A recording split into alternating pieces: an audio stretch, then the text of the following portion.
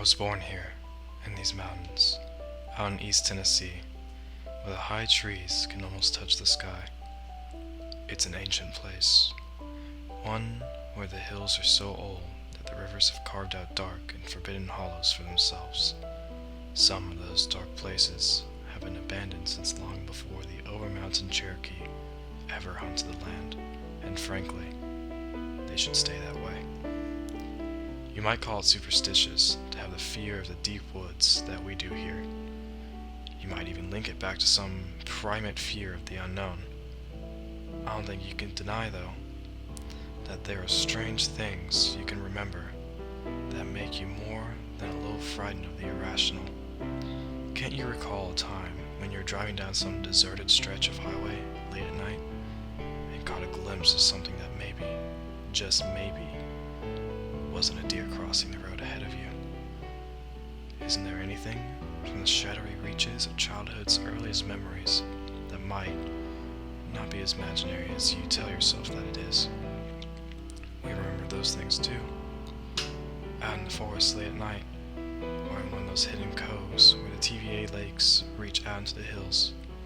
We can't afford to repress them so deeply. I recall, when I was maybe 3 years old, having an imaginary friend. I don't think I ever gave him a name, but I remember him being as more like a really big dog than a man. Beyond that, all I know is that he was very pale and very cold.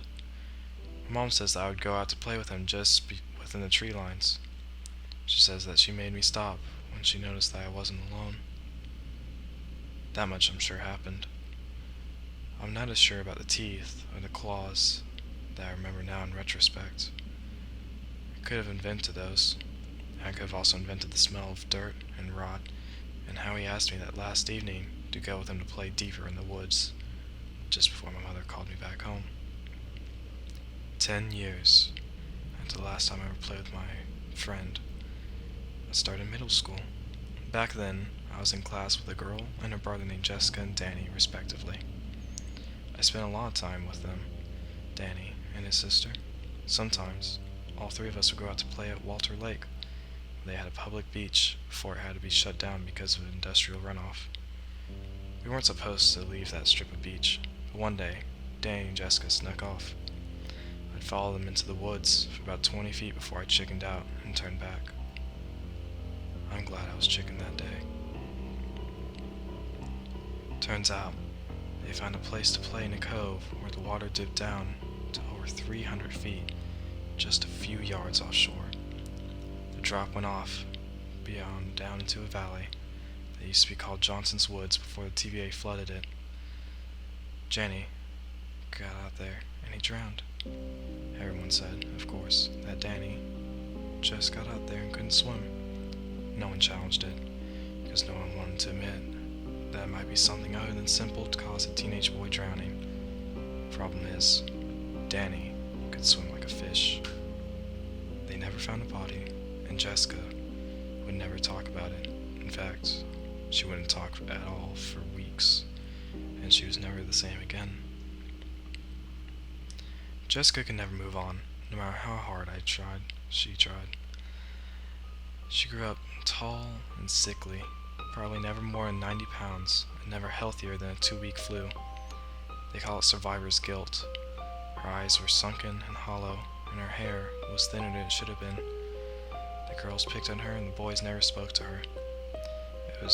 I was the closest thing to a friend she had, and to be honest, I was kind of scared of her. Not because I believed that she was dangerous, but because I knew there was something deeply wrong about her that I didn't want to get myself involved in. Near the end, she gave me this notebook that she had used to draw ever since her brother's death. I took one look at it. I burned the thing. 2 days later, police found her in a tree outside her house, covered with her parents' blood and screaming at the top of her lungs, while her house burned to ashes. 3 years on, she's still in the asylum, still screaming. I can't ever forget what I saw in that notebook. Nothing can erase all that from my mind, and nothing can make me believe that a 90-pound girl could kill 2 adults so violently that not even fire could make the remains look like it had been through a lawnmower. Maybe I could erase it all from my mind. Maybe I could accept the story everyone else tells himself. For one thing, that won't leave my mind. It cuts in there like a sharp rock, sticking and slicing away in the back until I can't deal with it anymore. They found her in a tree. Her family didn't have a tree.